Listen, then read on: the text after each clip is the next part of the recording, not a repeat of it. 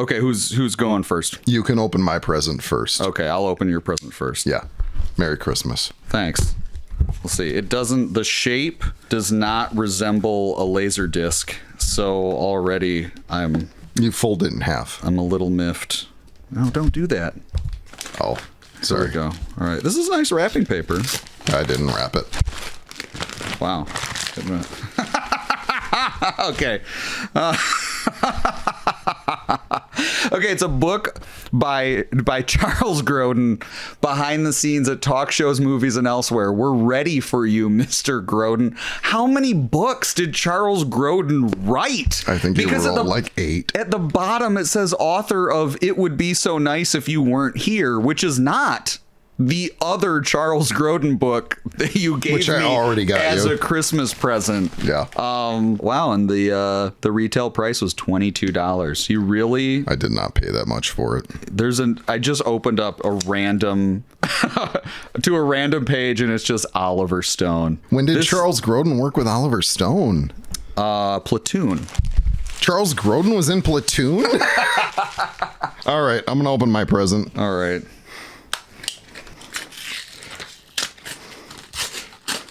Oh, nice. Oldsmobile complimentary tape cartridge. Yeah, so that's a tape. That's a compact cassette that came with your Oldsmobile. Oh, nice. When you bought it new. Okay. Yeah. I don't have one of those. That's really special. It's got the Oldsmobile theme song on it. And we also have Operation Iraqi Freedom Military Heroes. Didn't I get you this for Christmas like 3 years ago? No, you did not. Let's just start the show. Well, you're welcome. Thank you for my gift. I love it. Merry Christmas.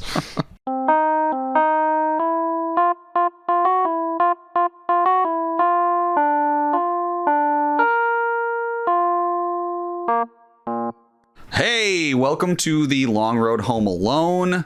I am Joey Z. I am here with my co-host Jimmy, and I am, first of all, I just wanted to say, I wanted to thank you actually for inviting me here to record this episode. I'm very happy to be here. Very good. Very good. I am too. I'm really happy to be here. Yeah. Yeah, you're welcome. All right. I got to start things off on a kind of a downer note. A few episodes ago, I said that Home Alone was released in December of 1990, when in fact it was released in November of 1990. Okay. Well, I'll take that opportunity to make a correction myself.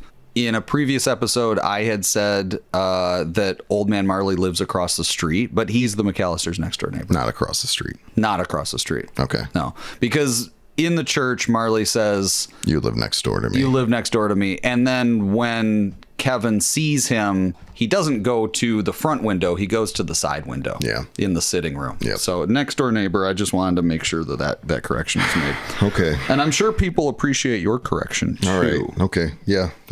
Let's just move on. You're a little feisty today, Jimmy. Merry Christmas. Merry Christmas. It's nice to see you. Yeah. Nice to see you too. The snow was in the air. Happy holidays. It's blustery outside here in snowy but pleasant Sheboygan, Wisconsin. Live.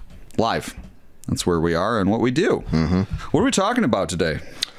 Today, we're kind of talking about Kevin's faith in the spirit of Christmas, basically. Yeah, I can dig it. So Kevin finding comfort in either religion or the Christmas mythology. Yes. Is broadly. Yeah, it comes up a couple times in the film, largely on his last night, right before the traps. You do get him finding shelter at the church when the wet bandits are first on his tail and they're trying to figure out where he's going. He goes to the church and he puts on the shepherd costume or whatever and pretends to be part of the manger scene. Yeah. And that's a nativity. They call that in the business. What did I say? Manger scene. It's not wrong. It's nativity scene. Yeah, I get it. Yes, you're right. So that's the first one. Yeah. And do you think that is his church? I mean, I think it's his church. I think it's his family's church. I would assume so. I don't know. Do you think of the McAllisters as a religious type of people? I think they are. I think they're religious, like they go to church every Sunday. Yeah, I think they're culturally religious, if not devout. But I think they're Catholic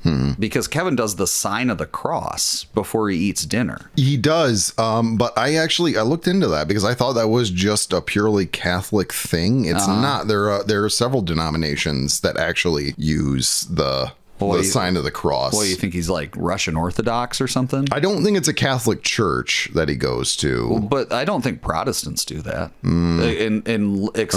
Do Lutherans do it? Yeah, like Lutherans, Methodists. Methodists don't do it. There were a few different denominations that we are gonna get called out hard on this. Okay, we're on thin ice. I will say I don't do it. I grew up non-denominational. We didn't do the cross thing. I grew up Methodist and we didn't do the cross. Okay. Okay, so he's Catholic. We can agree on that. Kate also says, and she seems like she means it, I would sell my soul to the devil himself. Yeah. Right? And I feel like that's not really a turn of phrase you would use with that gravity if you were agnostic or atheist. I think they're Christians. Yeah, I think she they're believes sort of like, in the devil. Yeah. Yeah. I think they're sort of like off the shelf Christians. Well, and I think further evidence for that, before the wet bandits show up, he's making his macaroni and cheese, Kraft macaroni and cheese. It's not Kraft. It's not Kraft. It's not Kraft. It's generic. It's microwave dinner. Yep. And he blesses the people who sold it to him on sale. Right. Yeah. And then he crosses himself. And so, yeah, that instinct to pray before dinner, that just doesn't come out of nowhere. So I think this is something that's been, like he's done this before. Another piece of evidence to support that is that, he goes to the church. He goes to the church a couple times. That church is close to his house. Yeah. I think when he hides in the nativity, that could be that could be opportunistic. Yeah. But I think when he goes into the church, I don't think Kevin wanders into just the local church on Christmas Eve. No. If it's not his church. I think he's got to feel comfortable. Well, that's another thing. So this is sort of a tradition for a lot of people, is that there's a Christmas Eve ceremony. Right. And I wonder if Kevin is drawn there because that's part of his tradition. Yeah. And as he approaches the front steps or whatever, you can see him like considering it. Like he looks up at the church and decides like, he does. Maybe this could offer something to me. He looks hesitant before he walks into the church. He's it's an interesting look that you see on Kevin's face. It's almost a should I or shouldn't I? It's almost with a look of determination that he decides to walk into the church. Now that you say that, like I kind of wonder if that's more about his guilt over the things he's done to drive his family away, because he immediately goes in and starts unloading on old man Marley about I've been kind of a pain lately. Like I think he feels guilty about having driven his family away, and he's hoping. And the scene before that is when he goes to Santa Claus and asks Santa Claus to bring his family back. Yeah. And so this is just him kind of going to all of these pillars of power in a child's life and just pleading with them, give me my family back. 2 in a row, right? He's just kind of checking the boxes. He's like, it's Christmas Eve. They've been gone for 2 days now. I wished my family away. I'm super remorseful at this point, and let me just cover all my bases. Yeah. I go to Santa, and then, I guess go to church. Damn, how low can you get giving Kris Kringle a parking ticket on Christmas Eve? What's next, rabies shots for the Easter Bunny? Santa, hold on. Can I talk to you for a minute? Yeah, if you make it quick, Santa's got a little get-together he's late for. So, Kevin's first plea to the gods of Christmas is to Santa. He goes to that house that I think is set up in their neighborhood, which seems like, is that just there all year round, do you think? No, that's a pop-up. So villages will do that, where you've got the pop-up Santa house, and they will employ... we went to like the mall for that or something. Oh, sure. Yeah. Right. It's not in every community, but in sort of like a sleepy little community like Winnetka, they've got the little town square there. Yeah. And they probably do farmers markets there in the summer. Sure. That now they're putting Santa Claus's house there, and it's just, they employ like a high schooler or two to be an elf. Yeah. How do you feel about that Santa Claus scene? Oh, I love that scene. I think it's great. I love both of these characters because they're both. So you've got the elf and then you've got Santa Claus, and the elf is like, she's kind of over it, but she's got a twinkle in her eye. She's not irritated. Yeah. She's just kind of like, this is dumb. She's chewing gum. Yeah. But she throws Kevin a bone. Yeah, she's still friendly with him. She's like, oh yeah, he's Santa's right over there. You could probably catch him. Yeah. Yeah. Yeah. And then Santa, I think, is super earnest. I really like the Santa character because he's so receptive. He's like, oh, I gotta fix my beard. Yeah. I gotta make sure this kid doesn't like see through the disguise. And so it's heartwarming because his mind is elsewhere. You come into the scene and he just has this grungy feel to him, and you think like, oh, this is just some guy who doesn't care about being Santa. But like, as he talks, it's clear that he does. And when the conversation ends, he makes a point of being like, oh, everybody that comes to Santa has to get a little treat. And he gives Kevin Tic Tacs, which those are his. Those aren't little candies that the mall gave him to hand out to people. That's right. He's giving him from his own Tic Tac. Yeah. Provisions. And he's also doing this on his own free time. You know, he's off the clock now. And some kid just ran up to him and said, hey, I got a wish for Santa and it's Christmas Eve. And the guy's like, well, I got to do this. I do want to point out that because I love this character. He gives Kevin the platform and the opportunity to sort of repent, right? In an indirect way, but he's wishing. He's saying, this is all I want for Christmas. And he just accepts it. And he goes, okay, great. You know, I'll deliver the message. I do want to point out it's one more individual in like a line of individuals who is not concerned about Kevin's well-being, who isn't like, maybe this is a good opportunity to ask this kid if he's okay. Well, I don't know. I mean, it's Winnetka. Like, the guy's in a rich neighborhood. I'm sure any parent in Winnetka would be like, yeah, you can go up and talk to Santa. Yeah, but he's asking Santa for his entire family back. I mean, what he's asking him for is a little concerning. The cops don't care. Yeah. They've been like, oh, you want us to check on the kid? And then the cop shows up and like knocks on the door. We do want to point out all the lights are on in the house when the cop knocks on the door. And the cop's like, there's no one home. The house looks secure. Like, I'm out of here. I mean, he's knocking on the door for like 5 minutes. He can't just kick the door open and check the house to see if there's a kid in there. I'm just saying, it's like case closed for the village police department. They're like, nah. I don't know. I think you're expecting too much of community servants, including Santa Claus. I'm not expecting more. This guy's off the clock. I think it's funny. I just think it's amusing that even Santa's like,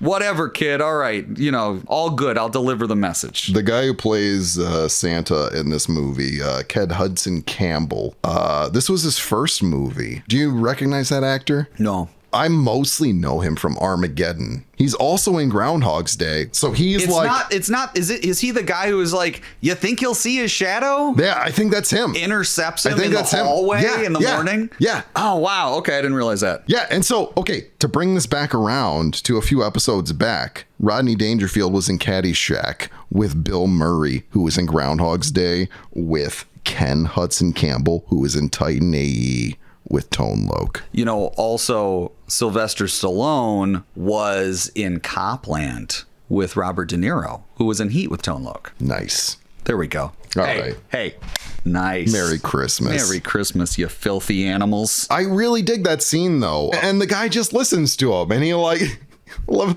to like Kevin asks if he needs the address when he asks for his family or the back. phone number, maybe. Yeah. Is that what the phone number? Yeah. Oh, he does. He gives the address. He goes, you need the phone number? Yeah, he's like, no, I'm good. No, it's all right. No, it's all right. But with no judgment, he's just like, nah, I got you, kid. Yeah. Yeah. That's also a good insight into Kevin and where he's at in his growth journey, because I love how he goes, I'm old enough to know how it works. And Santa's like, oh, okay. And he goes, I know you're not the real Santa, but I know you work for him. And Santa's like, okay, you know, it's a little slippery here. What does this kid truly believe? No, I love that line is, I'm old enough to know how it works. And it like says the direct opposite of it. Yeah. Like he's in this very narrow window where he's like, no, not every Santa I see is a Santa. Yes. I'm not a sap. I know that all these Santas are just foot soldiers for the real Santa. Yeah. It's like, I'm not an idiot. His car stalls. And he gets a parking ticket. Does he get? Oh yeah. Yeah. Well, who gives Kris Kringle a parking ticket on Christmas Eve? What's next? Rabies shots for the Easter Bunny? Yeah, that's right. Yeah. And that's before Kevin approaches him too. Well, then he tries to drive off, and then the car stalls. Yeah. Apparently, that really happened. Like, that wasn't scripted. The car actually just stalled, and he was like, "Son of a..." It's a busted old Honda. And it looks like it's actually cold outside. Yes. Okay, so Kevin visits Santa, which sort of reaffirms a belief in magic. And I think if we're talking about this all sort of factors into Kevin's worldview, and it's part of his journey of growth. Right. Yeah, so the entire story up until now is that Kevin thinks he's wished his family away, and now he is trying to consult any powers that are around that could magically bring his family back. Yeah, he's operating really heavily in myth and in magic. Old Man Marley, he just accepts that this guy is a killer based on what his older brother, who he knows is not a reliable source, has told him. He thinks he made his family disappear. He thinks that the furnace is evil. He's got a wild imagination. Yeah. But we see him find solace in different places. And I think he also finds solace in his routine because we see him as he's now the man of the house. Once he's realized, I can't be afraid, I'm the man of the house. Yeah. He's doing laundry. He's washing the dishes.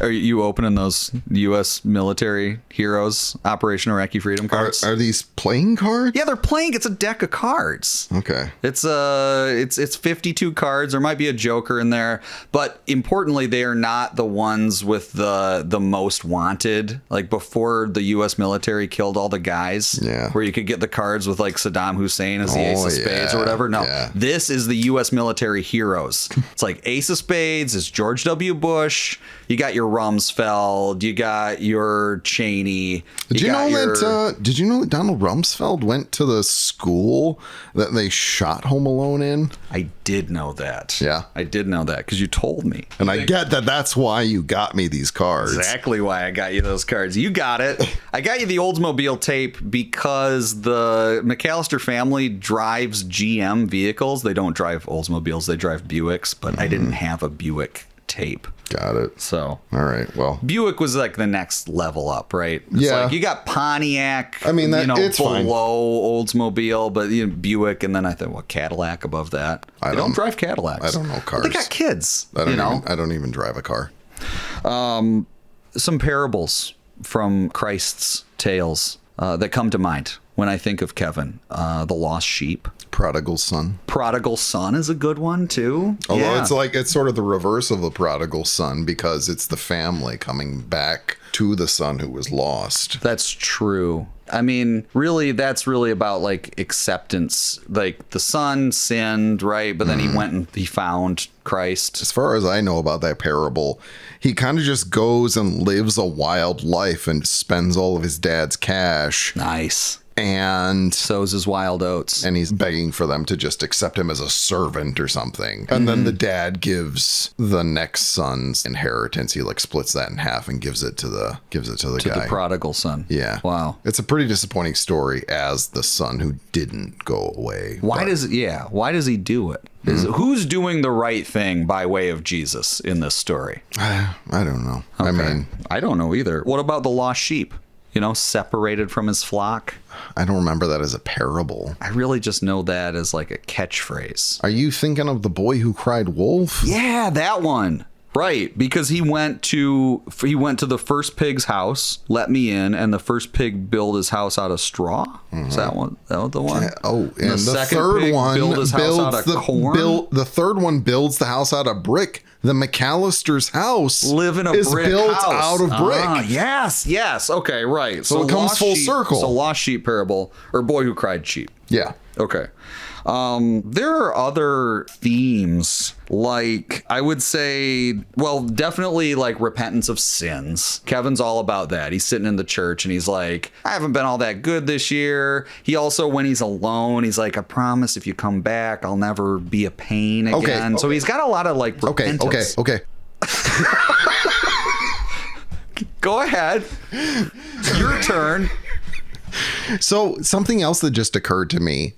So you've got like after the traps happen, he's like hanging stockings and putting carrots and cookies out for Santa Claus. He's still buying into the stuff even after he's defeated robbers, which are real life threats. Yeah, it really is that important to him. I think he doesn't know where to go.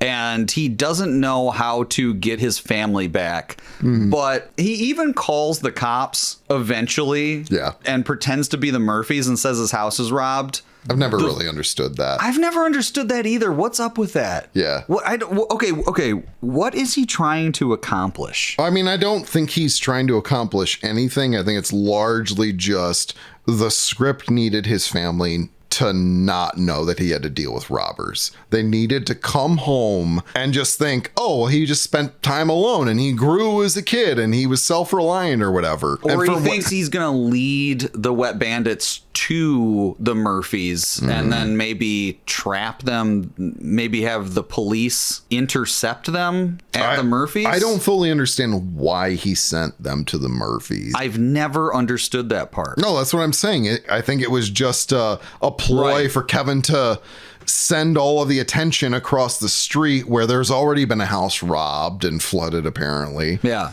It doesn't make any sense why Kevin wouldn't want his family to know that the robbers had tried to take the house. That part has never made sense to me. Well, it's not Kevin's secret. Yeah. Why wouldn't he be like, you guys are not going to believe this? I don't question. I don't question it. But you're kind of questioning it. I'm not going to question it. You're done questioning it. All right. I'll question it. I'm not going to listen to you anymore. That's going to be hard. It's going to be difficult for you to do.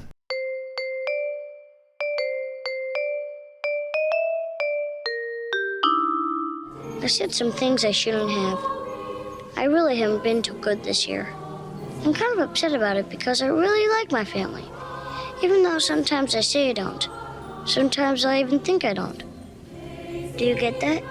All right, you go. This is your show now because you don't want to listen to me, so go. What do you got? You're so full of big ideas over there, bub, hot shot.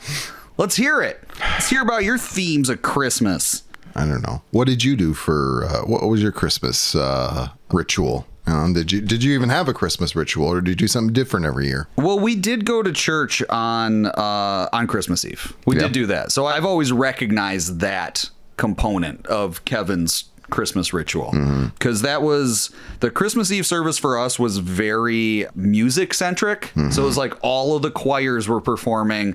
I don't even think there was even really like much of a sermon. Yeah. It was more just like a performance based celebratory. They turn all the lights off and then they pass out all these candles and then you all hold up a candle. It was very cool. Yeah. Actually, I really liked Christmas Eve at church. Yeah. Not that I wanted to be at church on Christmas Eve, but there I was, and it wasn't so bad. Yeah, usually how it ended up working for my family, like we opened our presents on Christmas morning. We'd wake up super early and open the presents then. Us too. And then I think Christmas Eve was largely like us getting together with And the watching family, Home Alone, watching movies, and like eating Christmas dinner or whatever. Eating junk, watching rubbish. Yes. Yeah. That's what Christmas is about. Here's something I like about Home Alone. A lot of times you watch movies, I think of it most when I watch action movies where you're like, boy, they've really been through a lot. They must be hungry. Yeah. Right. And you just don't see people eating in movies a lot because it's not that exciting or engaging. But in Home Alone, Kevin has sort of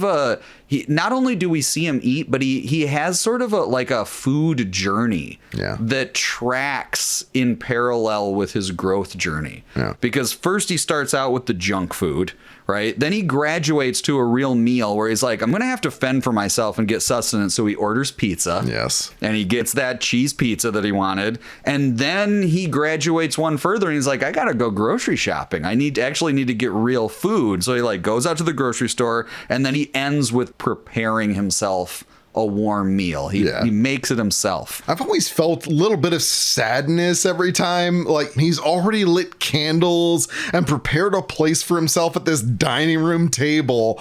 And just as he's about to eat it, the bell rings 9 o'clock and the wet bandits are about to show up and he just has to blow it out and doesn't get to eat any of it. Has that ever happened to you where you made a meal and then robbers showed up? And then robbers showed up and you had to blow the candles out and you couldn't eat the meal? No, that's never happened to me. It's never happened to you? Does it happen to you? Does it happen to me? Or has it happened to me? Has it happened to you? No. So the themes of Christmas that we have are, because I feel like that's kind of what we're talking about is the themes of Christmas. So what we got family, we got snow, we got music, home, presents. Is presents a Christmas theme or is that just a Christmas thing? I think it's a Christmas theme, Giving. probably. I mean, that's the three wise men, right? Three wise men, right? Exactly. That's sort of where the presents come from. Totally. Love thy neighbor. Yeah. Is that a Christmas thing or is that just a Christian thing? That's a Christian thing. Also, probably good advice. Good advice. Yeah. Repentance of sins, forgiving others. It's Christmas. Yeah. It's the season of perpetual hope. All right.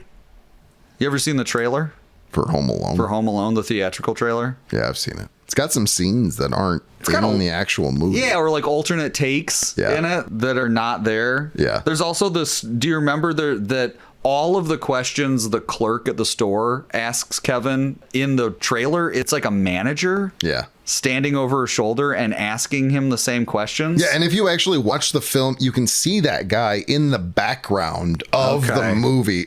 I heard Chris Columbus talk about this too, where he was like, well, I just wanted to do a few different takes of how Kevin interacted with these adults. And then he had the cashier just improv a bunch of questions for Kevin. And so Macaulay Culkin wasn't expecting them and he just to answer on the spot. It is pretty good. Yeah. It's pretty good. Because you're a stranger. Why not? Because you're a stranger. He says it with such disgust too. Because you're a stranger. So she's really the only, she's the single adult in the whole film who wonders why Kevin is all alone.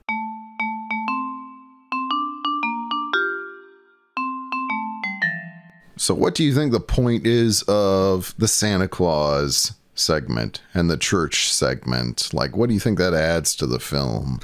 Kevin, the character, needs opportunities to interact with other people in the world. And I think that's probably the initial origin of it, is you got to get Kevin out of the house. Otherwise, he's got no one to act against until he's outrunning the wet bandits. Yeah. But I think with going to the Santa and the church, we get a glimpse of Kevin's worldview. And he's just using the tools, the limited tools he has at his disposal to try to make his lot better. He knows that the wet bandits are coming back at night at 9 o'clock. And he hasn't decided yet to set the traps. He hasn't decided yet to fend for himself. He's going to these pillars in his mind, Santa Claus and the church. So it sort of feels like he's, I don't know, arming himself up with like Christmas spirit or something like that. He knows it's going to be a battle. I think you're right. And interestingly, he could also just stick it out at the church. Yeah. He could, now that he's friends with Old Man Marley and he realizes, oh, this guy isn't a scary ghoul, but he's actually a trustworthy adult who lives immediately next door to me. Yeah. He could take that opportunity to say, hey, by the way, man, now that we know each other, there's two dudes who are imminently planning to rob my house, but he doesn't. Because this is his growth journey. And he's like, I'm the man of the house. You know, you can't be afraid of this stuff. You got to step up. I've got to prove myself. And I believe in myself. I'm capable of this. These two dopes can be defeated. I can do it. I think the conclusion he comes to at the end of both meeting with Santa Claus and having the conversation with Marley at the church is that home is what his family's going to come back to. And if he doesn't defend it, if he doesn't keep his home, then his family's not going to come back. And that's what like spurs him on to set all of these traps and make sure that he's the one that fended off the wet bandits. And if there's a better Christmas tale Well, I just don't know what it is. To me, it's a Merry Christmas, and I want to wish you a Merry Christmas, Jimmy, and I hope you enjoy the gifts that you receive, in addition to the gifts that I gave you. Jingle All the Way, that's a good Christmas movie, too. It's all right. Oh, okay.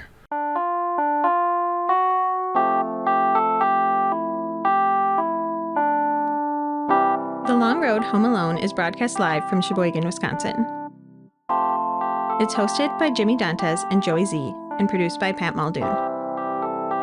Until next time, eat junk and listen to rubbish.